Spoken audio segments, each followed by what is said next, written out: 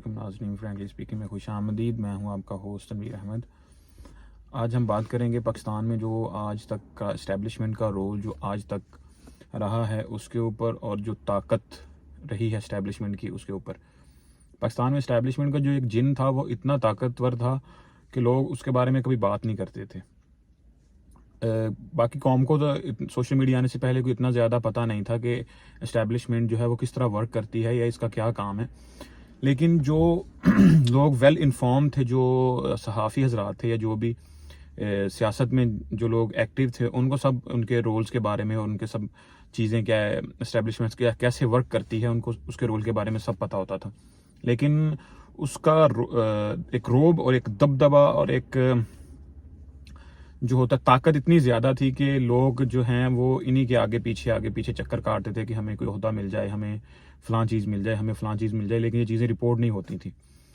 तो अब जब ये चीज़ें खुल के बाहर आने स्टार्ट हुई हैं, एक जो ब्लंडर पे ब्लंडर हमारी इस्टेब्लिशमेंट के हाथ से हुआ, शायद अल्लाह ने उनको कौम के सामने आश्कार करना था। क्योंकि जो ब्लंडर इतने चीज़ें, जब कहते हैं कि अल्लाह ताला जब किसी पे अपना गुस्सा निकालता है तो वो डंडा नहीं मारता, वो मत मार देता है किसी भी इंसान की या किसी बंदे की, और फिर उस मत के अंदर वो उल्टे सीधे फैसले लेते हैं जो फैसले उनके लिए नुकसान का बायस बनते हैं। हमारी इस्टेब्लिशमेंट के साथ भी कुछ ऐसा ही हुआ है। पाकिस्तान में इस्टेब्लिशमेंट एक ऐसा जिन था कि जिसके पास सारी ताकत थी, जो जिसे चाहता था आगे लेके आता था, जिसे चाहता था पीछे लेके चला जाता था, जब चाहता था हुकूमतों को गिरा देता था, जब चाहता था हुकूमतें बना देता था। आप इस चीज़ का अंदाज़ा इस बात से लगाएं कि जो शहबाज शरीफ साहब हैं, उन्होंने जो एक आर्मी चीफ का टेन्योर होता है वो 3 साल का होता है। हुकूमत का टेन्योर पाकिस्तान में 5 साल का है। वज़ीर आज़म शहबाज शरीफ ने पाकिस्तान के 24वें वज़ीर आज़म का हल्फ उठाया और अभी तक सिर्फ और सिर्फ 14 जो हैं वो हमारे आर्मी चीफ आए हैं। आप इस बात से अंदाज़ा लगा लें कि पाकिस्तान के अंदर जमहूरियत का क्या हाल रहा है अभी तक। रिसेंटली आज जितने ब्लंडर्स हुए एस्टेब्लिशमेंट से, आज फॉर्म 45 दोबारा अपलोड किए गए, जब साइट के ऊपर जो इसकी ऑफिशियल साइट है, वेबसाइट है इलेक्शन कमीशन की, तो उसके अंदर इतने बड़े ब्लंडर थे। जो एक को जो 9 बनाया गया, वो चीज़ें बच्चों को आप दिखाएंगे, बच्चे भी बता दें कि यार ये चीज़ें मैनेज हुई हैं। यानी कि इस तरह के ब्लंडर्स देखने को सामने आ रहे हैं। और सब कुछ जानते बूझते भी अभी तक भी हमारी इस्टेब्लिशमेंट जो है वो इस चीज़ को सीधा करने के लिए तैयार नहीं। बस उनका काम है जी, हम किसी ना किसी तरह से एक पॉलिटिकल पार्टी को दीवार के साथ लगा दें, इसको ख़त्म कर दें, क्रश कर दें। ये एक इतना बड़ा जिन था आज से पहले तक कि लोग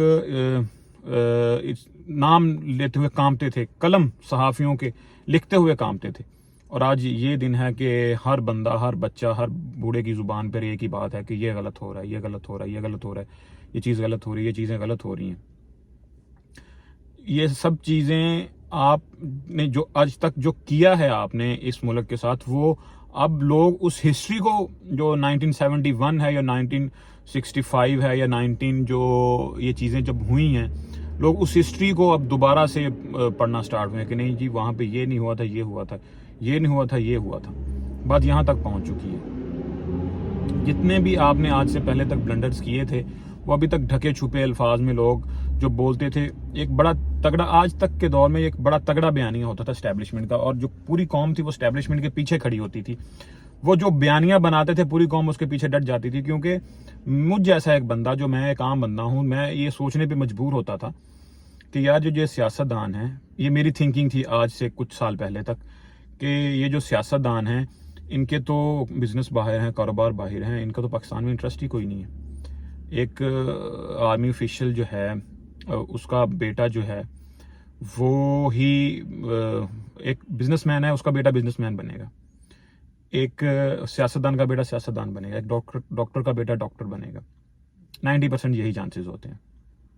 उसके बाहर आप अगर जाएं तो एक जो आर्मी का जो ऑफिसर है, उसका बेटा आर्मी का ऑफिसर बनेगा। और हमारे यहाँ बहुत से शोहदा आर्मी ने दिए हैं, हमारी जो फौज है उसने बहुत से शोहदा दिए हैं फ्रंट लाइन पे, वो दुश्मन के साथ मुकाबला करते हुए शहीद हो गए। तो मैं ये सोचता था कि यार ये जो इनका तो सब कुछ, जो हमारी बड़े बड़े हमारे इस्टेब्लिशमेंट के जो बैठे हैं, इनका तो सब कुछ पाकिस्तान के अंदर, इनका इंटरेस्ट पाकिस्तान के अंदर है। आज से 3-4 साल पहले तक मैं ये सोचता था। लेकिन जब से ही ये चीज़ें आश्कार होनी शुरू हुई हैं, जब हमने देखा कि जजीरे ख़रीदे जा रहे हैं या मल्टीनेशनल कंपनीज ख़रीदी जा रही हैं, इन चीज़ों को जब मैंने डीपली जब इन चीज़ों के अंदर घुसा हूँ, वही चीज़ जो इमरान रियाज खान कहता था कि जो कल तक के जो चोर थे आज ऐसे तो नहीं होगा। कल तक जिनको आप चोर उचक्के कह रहे थे, जिनको आप कह रहे थे जी लूट के खा गए, सारा पैसा मुल्क का बाहर लेके चले गए, ये बयानिया किसने बनाया? ये बयानिया आपने बनाया। फाइल्स जो हैं बुला के सहाफ़ियों को, इमरान रियाज खान को, अरशद शरीफ को, उनकी जो फाइल्स हैं वो किन्होंने दिखाई हैं? आपने दिखाई, एस्टैब्लिशमेंट ने दिखाई ना।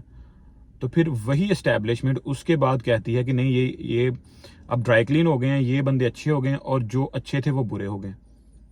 मतलब कि जो ये आम हर चीज़ नज़र आ रही है ना, कि जो बंदा आपको सूट करता है, आपके साथ खड़ा होता है, तो वो बिल्कुल ठीक है, और जो बंदा आपके मुखालिफ जाता है वो बिल्कुल गलत है। तो ये चीज़ें तो आश्कार हो गई, सबके सामने आ गई कि आप जिसे चाहेंगे आप उसे चोर बना देंगे, जिसे चाहेंगे उसे बाद में दोबारा ड्राई क्लीन करके वापस लेके आ जाएंगे।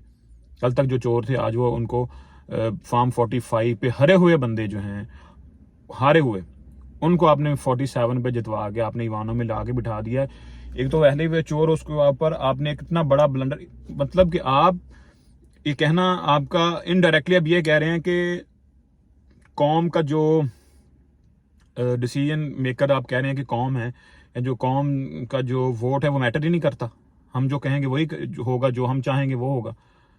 तो फिर इस तरह तो फिर कौम आपके पीछे खड़ी नहीं हो सकती ना, जब आप उसकी बात को ही नहीं सुनेंगे। उन्होंने 8 फरवरी को चीख मारी है एक बहुत बड़ी कि हमें ये नहीं ये चाहिए, और जब आपने उनकी चीखों को नहीं सुनेंगे तो फिर तो कभी भी आप ये उनसे तवक्को मत करें कि वो आपके पीछे खड़े होंगे, आपके बयानिए के पीछे खड़े होंगे। फिर जब वो आपके ऑपोजिट डायरेक्शन में खड़े होंगे, क्योंकि आप उनकी बात ही नहीं सुन रहे, फिर वो आपके सामने खड़े होंगे। अब ऐसा क्या हो चुका है, आपने एक शख्स को गोलियां मारी, लोगों से मौत का डर खत्म हो गया। आपने एक शख्स को जिंदान के अंदर डाल दिया, लोगों के अंदर से वो जिंदान का खौफ खत्म हो गया। आप इस कौम के साथ लड़ लड़के एक जंगजू कौम बना देंगे इसको, जो फिर एक जंगजू का काम जंग करना होता है। फिर यही कौम जिसको आप जो एक बंदा ने जेल देख ली, डेथ सेल देख लिया, और बंदों ने मारें खा ली, डंडे खा लिए, बाद में बस एक होता है पंजाबी में हम झाका कहते हैं उसको, जब एक बंदे का झाका आप उतार देंगे तो फिर तो वो आपके सामने कहेगा कि ये एक डंडा पे ऐसे 2 और खा लांगे। वो स्कूल में जाते थे ना हम छोटे होते, तो वो जो नालायक स्टूडेंट होते थे ना, वो जनाब ऐसे करके हाथ करके खड़े हो जाते थे, उसने 1 डंडा 2 डंडे 3 डंडे 4 डंडे।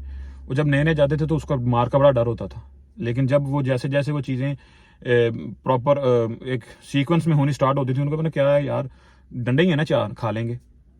फिर ये कौम ये सोचना शुरू कर देगी, डंडे ही है ना 4 खा लेंगे, जेल ही है ना रह लेंगे, गोलियां है ना खा लेंगे। फिर इन चीज़ों का एक डर, जो एक कानून का डर, जो एक लॉ का डर था, वो आप इस कौम के अंदर से वो निकाल देंगे। फिर क्या करेंगे? फिर आप अपनों के साथ लड़ते रहेंगे। आप कितनी देर तक ये जंग कर सकते हैं? अपनों से आप कितनी देर तक लड़ सकते हैं? ज़्यादा देर तक बंदा अपनों से साथ नहीं लड़ सकता। आखिर एक दिन आपको इनकी बात सुननी होगी, और इससे पहले कि एक बहुत देर हो जाए ये बात आपको सुन लेनी चाहिए। आपको जो वो बंदे आपने ला के ईवानों में बिठाने स्टार्ट कर दिए, आपका जनाब एक सर्विंग जो बंदा था ANF का, उसको आर्मी के अंडर आता है, एंटी नारकोटिक्स फोर्स पाकिस्तान की, वो बैठ के वफाकी जो वज़ीर दाखिला था उस टाइम पे, शहरियार अफरीदी थे मेरे ख्याल है, तो उनके साथ बैठ के वो एक प्रेस रिलीज जारी करता है प्रेस के सामने कि राना सनाउल्लाह के पास से 10 किलो हीरोइन बरामद हुई है, हमने इसकी गाड़ी से पकड़ी है। वो एक मुल्हिका केस बात थी, वो एक फर्जी केस था। मैं इस चीज़ को उस टाइम भी मानने के लिए तैयार ही नहीं था। मैंने कहा नहीं, ये नहीं हो सकता, आप और जो मर्जी कर दें, लेकिन ये नहीं हो सकता जो आप कह रहे हैं। अच्छा, वो आपने प्रेस कॉन्फ्रेंस कर दीजिए, ऐसे हो गया। उसी राना सनाउल्लाह को आपने उठा के बिठा लिया, वज़ीर दाखिला बना दिया। उसी राना सनाउल्लाह को हमने कहा ठीक है जी, आप वज़ीर दाखिला आ जाए। इस्टेब्लिशमेंट के साथ अगर कोई बंदा इस टाइम पे आपके सामने एक कौम खड़ी है, इमरान खान नहीं खड़ा। इमरान खान के पीछे जो खड़ा है ना, जो बैक है उसके, वो उसको उसकी कौम जो है वो उसकी पुश्त पे खड़ी है, जिसकी वजह से वो टूट ही नहीं रहा। उसको पता है कि मेरी कौम मेरे पीछे खड़ी है, आप उसे नहीं तोड़ सकते। ताहरुल कादरी जैसा बंदा जो इतना एक्टिव था और एक इतनी भरपूर उसकी पार्टी थी जो पाकिस्तान के अंदर, आपने उनके बंदों को 16 बंदों को आपने सानिया मॉडल टाउन के अंदर 14 बंदों को सीधी फायर मार के आपने मार दिए, और वो उस एस्टेब्लिशमेंट से वो बंदा भी नहीं बच सका और वो चला गया छोड़ के, बाहर जाकर चला गया कनाडा में। लेकिन इमरान खान एक और मेंटालिटी का बंदा है, वो आपसे नहीं संभलेगा। आप उसको अभी तक अंडर एस्टिमेट करते आ रहे हैं। आप उसको जितना दबाने की कोशिश करते हैं वो उतना ही उभर के ऊपर आ जाता है, ठीक है। किसी भी बंदे, जब आप समझ लें कि आप दुश्मनी कर रहे हैं, इमरान खान के साथ आपकी दुश्मनी है ना, किसी भी दुश्मन की आपको उसकी हिस्ट्री को देखना चाहिए कि वो उसकी जो गुजरी हुई जिंदगी है वो कैसे गुजरी है। उसने वो वर्ल्ड कप मैच जीता जो ऑलमोस्ट पाकिस्तान हार चुका था। वो वर्ल्ड कप जो ऑलमोस्ट पाकिस्तान हार चुका था, वो वर्ल्ड कप वो जीत के लेके आया। पाकिस्तान के अंदर उसने शौकत खानम बनाए, कैंसर हॉस्पिटल, जहां पे सारी दुनिया कहती थी कि कैंसर जो है आप एक चैरिटेबल हॉस्पिटल नहीं बना सकते, क्योंकि इसका इलाज इतना महंगा है, इसके डॉक्टर्स जो हैं वो आप अफोर्ड ही नहीं कर सकेंगे चैरिटी के साथ, आप पागल हैं। उसने 1 नहीं 2 नहीं 3 शौकत खाना बनाए पाकिस्तान के अंदर और उनको चलाया। ये वो इस मेंटालिटी का बंदा है। वो जिस चीज को कहता है ना कि मैं करूंगा, फिर उसको वो करके दिखाता है कि हाँ ये होगा, ये होगा। उसके अंदर इतनी विल पावर है। और फिर जब इंसान की नीयत साफ होती है तो फिर अल्लाह उसका साथ देता है। उसकी नीयत में खोट नहीं था, वो अपनी कौम की खिदमत करना चाहता था, अपनी आवाम की खिदमत करना चाहता था, तो अल्लाह ने उसे तौफीक दी और वो आपके सामने है। वो इस चीज़ पे उसका बिलीव है कि जो है रिज्क वो अल्लाह के हाथ में है, ज़िंदगी और मौत अल्लाह के हाथ में। इंसान को सबसे ज़्यादा जो डर होता है वो 3 चीज़ों का है, अपनी मौत का, अपनी इज्जत का और अपने रिज्क का। और ये सब चीज़ें अल्लाह ने अपने हाथ में रखी। जब इस चीज़ के ऊपर बंदे का बिलीव हो जाता है, फिर उसका डर निकल जाता है, फिर उसका खौफ निकल जाता है, क्योंकि इज्जत देने वाली ज़ात अल्लाह की है, रिज्क देने वाली ज़ात अल्लाह की है, और मौत और ज़िंदगी भी अल्लाह के हाथ में है। आपने तो अपनी पूरी कोशिश की थी कि उसको मरवा दें, गोलियां चलवाई उसके ऊपर, अल्लाह ने उसके बचा लिया। फिर उसके बाद आपने वो जब पेशी पे गया तो उस टाइम पे आपका पूरा एक प्लान था, वो सब ने देखा। वो बंदे आप जो गए हुए थे असैसिनेशन के लिए, वो सब ने देखे, उनके हाथों में वो जो उसे केबल टाइज होती हैं बांधने वाली, वो वहाँ पे देखी गई। लेकिन अल्लाह ने उन्हें वहाँ से भी उसे वापस लेके आया, अल्लाह ताला की ज़ात। फिर आपने उसको जेल में डाल दिया कि यहाँ पे अंदर जाएगा टूट जाएगा, नहीं टूटा। फिर आपने उसके ऊपर मुल्हिका एक उसकी इज्जत उछालने के लिए उस पर इद्दत का केस बनाया, और उसका जल्दी में फैसला दिया कि इसका इफेक्ट आएगा इस कौम के ऊपर नहीं आया, क्योंकि वो उस चीज़ों में गिल्टी है ही नहीं था। या आपने वो चीज़ें जो आप भैंस चोरी का केस, और जो पहले बंदे होते थे ना दुश्मनियां पालने किसी के ऊपर, और कुछ चौधरी होता था उसने किसी मझ चोरी का केस डलवा दो जिसके ऊपर उसको सबक सिखा दो, आपने वो चीज़ें, अभी भी आप वो चीज़ें करने की कोशिश कर रहे हैं, लेकिन ये चीज़ें नहीं हो रही। लोग अब सोचते हैं, लोगों के अंदर अब शऊर आ चुका है, वो चीज़ों को परखते हैं, वो देखते हैं कि हाँ हमारे जो इदारे हैं, जो हमारे बड़े हैं वो क्या कर रहे हैं, और जो हमारे पड़ोसी है वहाँ पे क्या हो रहा है। वहाँ पे पूरे आईटी इंजीनियर में एक इनकलाब बर्पा हो चुका है। आने वाले वक्त में अमेरिका जैसा जो मुल्क है वो कह रहा है कि रशिया जो है वो हमारा कंपटीटर था, चाइना हमारा कंपटीटर है, और इंडिया हमारा कंपटीटर होगा। अमेरिका ये कह रहा है कि हमें आने वाले दिनों में चाइना से ज्यादा इंडिया से खतरा है, कि इंडिया हमारा कंपटीटर होगा सुपर पावर के अंदर। अब इस चीज़ का अंदाज़ा लगाएं कि कल तक जिनके साथ हम कहते जी हमारे जनाब रवायती हरीफ हैं जी, हम इंडिया को सबक सिखा देंगे जी, छोटे होते हम भी कहते थे जी भाई एक बटन दबाया तो इंडिया तबाह कर देंगे, एक बटन दबाएंगे इंडिया तबाह कर देंगे।